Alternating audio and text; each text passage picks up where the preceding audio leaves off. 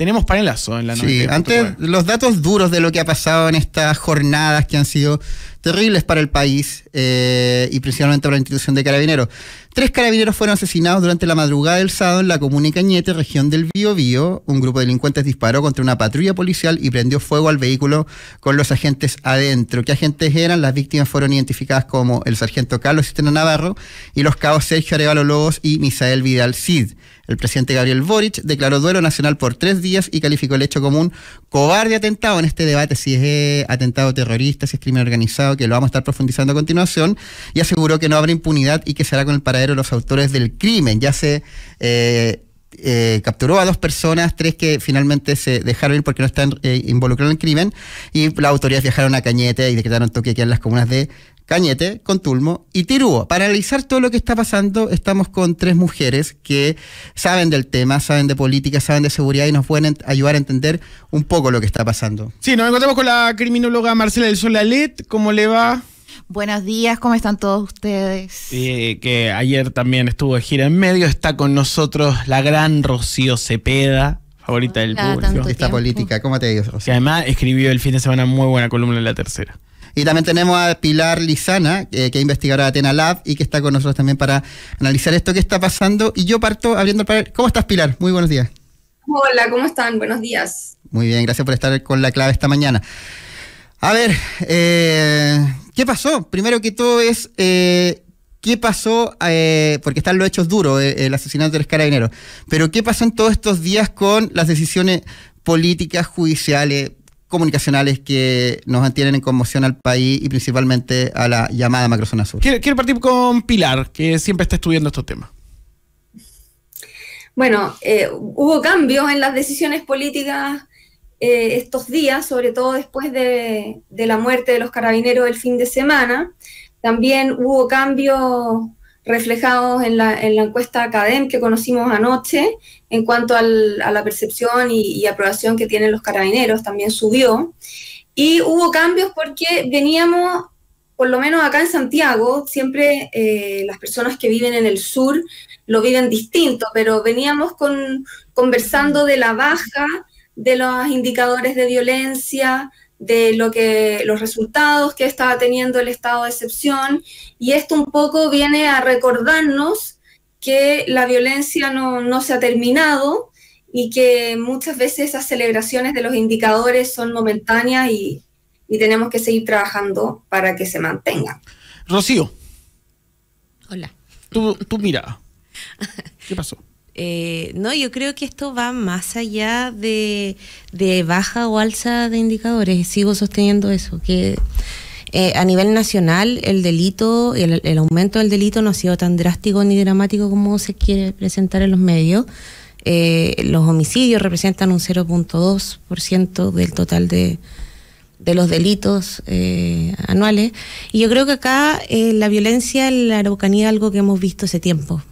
Y lo hemos visto sostenidamente. Los niveles de violencia se incrementan en ciertos momentos, luego bajan un poquito y se vuelven a incrementar. Yo creo que es parte normal de un territorio que está en conflicto constante. No es como volvió, lo estábamos controlando y ahora lo perdimos todo. No lo veo tan así, en lo personal. Marcela, ¿qué pasó en tu punto de vista? En mi punto de vista, acá tenemos 2 opiniones súper polarizadas. Tenemos a Pilar diciendo que básicamente yo interpreto el mensaje de Pilar. Hola Pilar, ¿cómo estás? Hola, ¿cómo estás? Hola, bien, ¿y tú? Diciendo que hay una sensación de inseguridad en el país, por lo que puedo interpretar de tus dichos, y tenemos a Rocío. Yo no he dicho que no hay una sensación de inseguridad. No. La sensación de inseguridad existe. Sí, pero no me antagonizas inmediatamente porque no he terminado mi punto, por favor, muchas gracias. Lo único que estoy diciendo, Pilar, es que tú acabas de decir que solo los homicidios representan un 2% de los... 0,2% del total criminal, digamos, del país. Yo creo que tenemos una cultura acá subyacente en Chile que tenemos que apuntar a ser los mejores de los peores. O sea, no importa cuán mal estemos, mientras no estemos tan mal como el que está peor que nosotros. ¿Qué ¿Qué veo yo que ha pasado acá? Que hay una reacción selectiva frente a los fenómenos criminógenos que nos están afectando. Tenemos el gobierno pronunciándose de manera bastante contradictoria entre ellos. Monsalve sale a decir ciertas cosas con respecto del crimen de los carabineros. Toá nos está diciendo otras cosas con respecto del crimen del carabinero, que los hechos sucedieron de una manera, de otra. Acá yo creo que hay que profundizar en lo que está pasando, que está el gobierno comunicándonos. Y ahí tú dices, profundizar lo que está pasando, y ahí vuelvo a la pregunta original. Dentro de todo lo que viste, mueren 3 carabineros en el día del carabinero, quemados. ¿Qué pasó en el aspecto criminológico? A ver, tú me estás preguntando tal vez desde un punto de vista criminalístico, claro, que es distinto a la criminología. Ya. Desde un punto de vista criminalístico sería súper irresponsable de mi parte esbozar más o menos lo que sucedió. Claro. Sin embargo, atendiendo a todos los comunicados de prensa, medios, etcétera, a mí me parece un crimen bastante peculiar, porque en su modus operandi es atípico a la zona e incluso al país. Esto no quiere decir que haya sido cometido por el crimen organizado. Yo lo que dije este fin de semana fue que esto obedece a lineamientos tipológicos de los crímenes realizados por cárteles en México, que no se había visto antes. Entonces es un crimen anormal. Eso está... Crimen atípico. O sea, yo quiero decir algo que no creo que haya polarización entre mi opinión y la opinión de Pilar. De hecho, la violencia es algo continuo en la Araucanía. Es continuo. Lo que pasa es que no salen las noticias todos los días y crímenes tan aberrantes no ocurren todos los días. Pero hay una continuidad en la violencia. De hecho, estábamos en un semi-estado de sitio. Boric, durante todo su gobierno, ha pasado 3 meses sin declarar estado de sitio en la Araucanía. ¿De qué estamos hablando? Hay violencia constante. Pero digamos que esta violencia... Pero entendiendo que la violencia es constante, y por desgracia uno normaliza la violencia, este hito es diferente, ¿o no, Pilar? Es un hito peor, encuentro yo. O sea, ¿Es un hito peor? Más grave. Es más grave. Es más grave porque asesinaron a 3 personas y las quemaron. Claro, que es lo que coincide con Marcela. Es gravísimo. Es terrible. Yo estoy de acuerdo. Pilar, ¿quieres complementar con algo más de lo que se está conversando en esta mesa? Bueno, este delito es atípico, efectivamente, por lo que se comenta de que asesinaron a 3 personas y las quemaron, pero también tenemos que recordar que también fueron quemadas 2 personas hace muchísimo tiempo atrás, unos 10 años, que fue la familia Luxinger Mackay.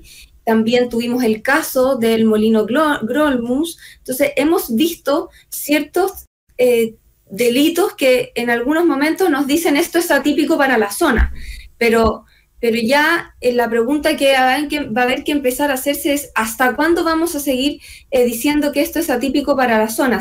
Esto se va a transformar en un patrón y los grupos de violentos organizados que operan en el territorio, en la macrozona sur, se van a empezar a comportar de esa manera. Ahí hay que hacer todo un análisis y una mirada de cómo va cambiando el fenómeno de la violencia en la Araucanía, y adicionalmente a eso, esto sucede en Cañete, y Cañete es una zona bastante compleja. La ruta P72 ya la venimos conociendo hace mucho tiempo, que tiene estos puntos muy difíciles. También recordemos que para la pandemia, Temucuicui en la P72 instaló su propia barrera sanitaria. Entonces hay ciertos elementos que tenemos que ir sumando cuando miramos este panorama de lo que pasa en la macrozona sur. Sí, yo creo que perdón, Nicolás, este crimen específico no creo que sea atípico para la zona simplemente, es un crimen atípico dentro de la existencia criminógena en Chile. Esto no se había visto antes, es un caso... Bueno, Pilar acá pudo especificar los casos que habían pasado antes, y la utilización del fuego es muy peculiar. El fuego siempre se utiliza cuando hay vínculos, algún tipo de vínculo afectivo con las víctimas, no un vínculo íntimo, digamos, pero no solamente se utiliza para hacer desaparecer total evidencia, esto también se utiliza... un mensaje. Sí, pero bueno, claro, hay un mensaje bastante implícito ahí de que hay un conocimiento de algún nivel entre víctimas y perpetradores criminales. Esto es algo básico dentro de la perfilación criminal, que es a lo que yo me dedico. Claro, y ahora saliendo el tema como de lo que sucedió políticamente y todas las consecuencias de eso, Rocío, a mí lo hablamos a primera hora. A mí me parece que acá vimos un atentado terrorista. ¿Cachai? ¿Entra dentro de esa categoría en torno a tu punto de vista? A ver, el terrorismo está delimitado internacionalmente por aquellos que quieren producir terror. Conmoción. Conmoción, terror. ¿Qué es el término? Ese es el espectro que se usa. El problema con este término es que es demasiado amplio, que cabe dentro de terrorismo, que no, y eso ha sido producto de una discusión que lleva décadas. ¿Qué es terrorista y qué no es terrorista? Si pensamos desde lo más básico, que el acto que está encaminado a producir terror por parte de un grupo organizado, podemos decir que sí fue un acto terrorista. Ahora, no sabemos quién está detrás. Y yo creo que acá, y ese es el gran problema, más allá de tener acto terrorista, es que nuestras policías, en cuanto a sus departamentos de inteligencia, y nuestra fuerza en general, en cuanto a sus departamentos de inteligencia, no han tenido la capacidad de anteponerse ante estos escenarios. Y es porque no cuentan ni con capacidad técnica ni material para poder entender este nuevo escenario. Y ahí lo hablamos con Iván Flores, que están en este momento haciendo todo un tema en el Congreso, a pesar de que funcionan como funciona el Congreso. Y ahí presidente de la Comisión de Seguridad del Senado. Y ahí está también Pilar. Les pregunto y abro la conversa, quiero ir por orden. Rocío, ¿qué es lo que arma un buen sistema de inteligencia? Es que son un montón de cosas, pues, de entrenamiento, partiendo capacitaciones, claro. Capacitaciones, maniobras de inteligencia y contrainteligencia, son un montón de ¿Y eso no lo tenemos? Yo creo que lo tenemos en un nivel muy bajito. O sea, nuestro sistema de inteligencia no se ha caracterizado por ser, en Fuerza Armada y en Fuerza de Orden y Seguridad, por ser muy eficiente a lo largo de los años. No resalta dentro ni siquiera de la región, y es porque falta capacidad técnica adentro. Es eso, y tú puedes hacer la ley y crear, pero a ver, hay otros factores que también son relevantes. Por ejemplo, no sé, pues se pueden armar tratados y que se hace mucho de especialización a otros países que tienen ciertas capacidades más avanzadas. Son tratados bilaterales donde un grupo va a ese país. Digamos que hay un trauma con eso también. Es que yo creo que también hay que desmitificar un poco lo que es un sistema de inteligencia. O sea, acá los sistemas de inteligencia se ocuparon para cometer atrocidades y eso es innegable. Claro. No, la CIA no, claro, o sea, la CIA. Los cuales de América no era un buen sistema de intercambio. Pero han pasado los años y hoy estamos en un escenario nuevo. Sí, pero también es que hay mucho de simbolismo detrás. Claro. Uno entiende la inteligencia por lo que te deja la dictadura como un aparato represivo asesino también. Y eso no. Yo creo que hay que quitárselo, y que por lo mismo es clave la profesionalización de estos mismos sistemas. Pilar, ¿cómo construir un buen sistema de inteligencia? Sí, mira, primero la inteligencia tiene una definición que puede ser muy amplia, pero que es fundamental. La inteligencia no es otra cosa que información útil.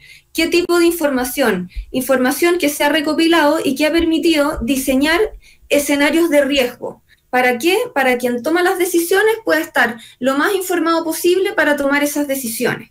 Y en ese sentido, esa información no solo tiene que provenir de las agencias de inteligencia de las Fuerzas Armadas y policiales, porque ahí estamos hablando de agencias de inteligencia, no estamos hablando de un sistema de inteligencia del Estado. Cuando hablamos de un sistema de inteligencia del Estado, tenemos que incorporar a todas las agencias de inteligencia, en especial a la Agencia de Inteligencia del Estado, que en este caso es la ANI, y ahí podemos debatir muchísimo sobre lo que necesitamos para mejorar la ANI, pero también necesitamos de flujos de información, y esos flujos de información vienen de todas las otras instituciones y servicios. Necesitamos información que fluya desde Gendarmería, desde Impuestos Internos, de Aduana, de la Unidad de Análisis Financiero y de muchos otros servicios que no necesariamente son agencias de inteligencia, pero que se integran a este sistema a través de estos flujos de información.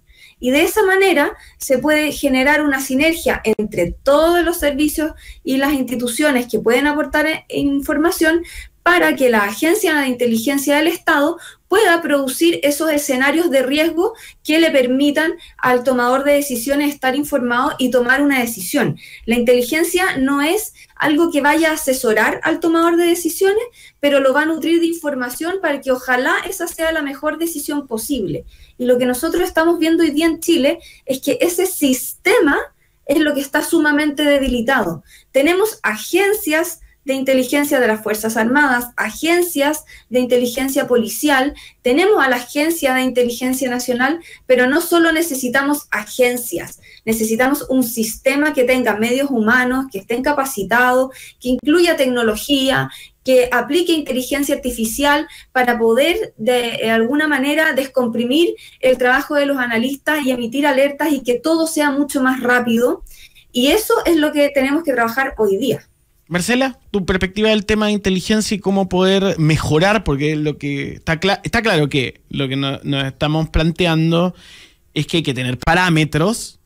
Es muy interesante lo que dice Pilar, lo que dice que información útil, o sea, no puede ser un sistema de inteligencia para saber si tal o cual, que esas deformidades suceden en América Latina. Si el Caipo fue el culpable del estallido. No, pues peor aún, ¿con quién anda quién?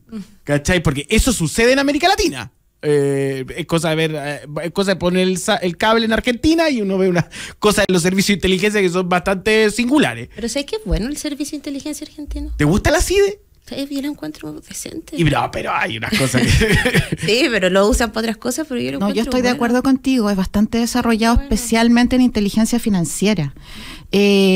Ahora, yo veo acá que Chile debe ser uno de los pocos países, y acá estamos fallando, ¿ya? Pero absolutamente, en el que se le entrega el monopolio de la seguridad nacional a agentes estatales, institucionales. Las policías, por ejemplo, tienen el monopolio, son todas las personas que Pilar nombró, por ejemplo, son agencias pertenecientes al Estado. Acá no se involucra a miembros de la sociedad civil, y ese es el primer problema, porque si tú no tienes... por el pasado del sapeo, si también hay un tema cultural.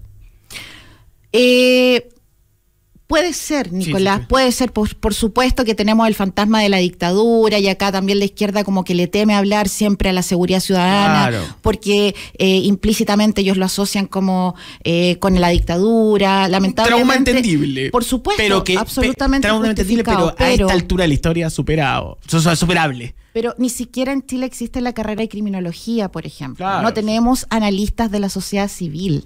Y ese es el primer error, porque pueden haber muchas gentes con conocimientos desarrollados que están realmente contribuyendo nada porque no se les abren los espacios. Entonces, que este clima de puertas cerradas, digamos, porque son simplemente instituciones gubernamentales quienes tienen el control y la capacidad de analizar la inteligencia y la inteligencia criminal, etcétera.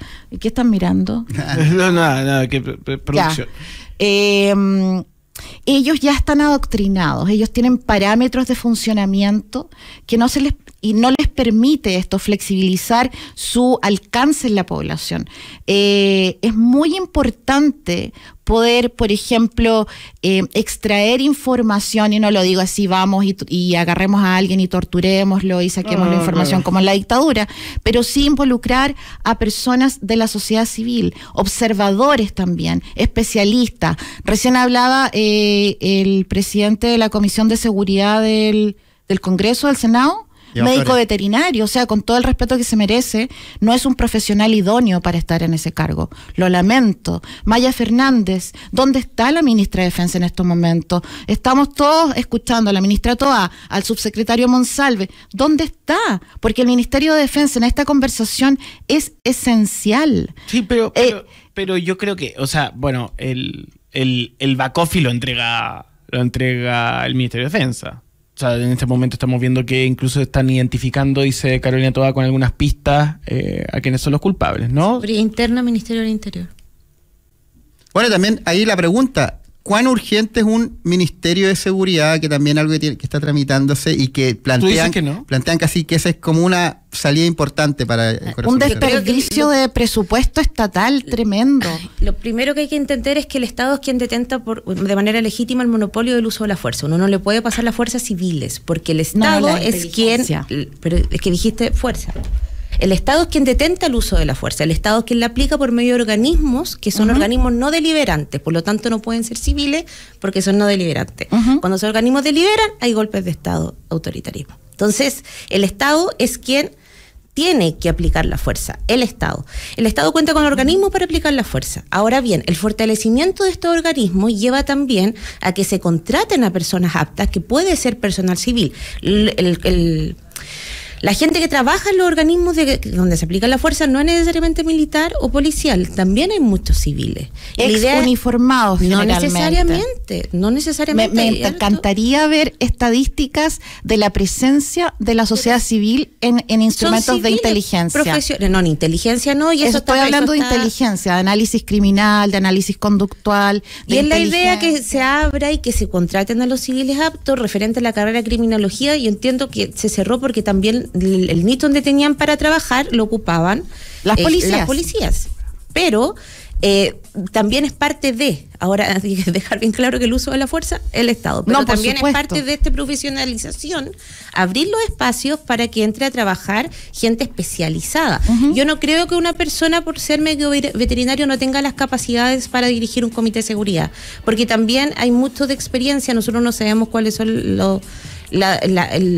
¿Cuántos años lleva diputado Núñez? Núñez, bueno, Flores. Flores, ¿cuántos años Senador. lleva? Senador, ¿cuántos años lleva? Al menos 8 de su periodo. Ya, muchos años. Y él yo creo que debe tener algún conocimiento y también es uno de los representantes, entonces cuenta con legitimidad. Lo mismo con Maya política, Fernández. pero no en asuntos es que él no tiene que dirigir técnicamente. No, él tiene por supuesto, pero tiene injerencia en todo lo que constituye la seguridad del país. Para eso están los asesores técnicos. ¿Y por qué entonces no se contratan esos asesores técnicos que están haciendo bastante mal la pega? Cuando yo escucho las declaraciones de la ministra Toá, por ejemplo, o sea, a mí me parecen vergonzosas, de verdad, viniendo de la ministra Toá, cuando se refería al crimen organizado en algún... Perdón, ya, me van a parar acá. No. Que estamos a las 8:59 y tenemos que ir a clave Morse. No es porque te queramos parar, es que si no después a mí me retan. Pero me encantó la conversa. Pilar, te agradezco mucho la conexión. Y todas las conclusiones de esta charla van a estar disponibles en YouTube. Marcela, muchas gracias. Y Rocío, por supuesto, siempre es un placer. Adiós. Pórtense bien. Sigan a continuación con Clave Morse. Chau.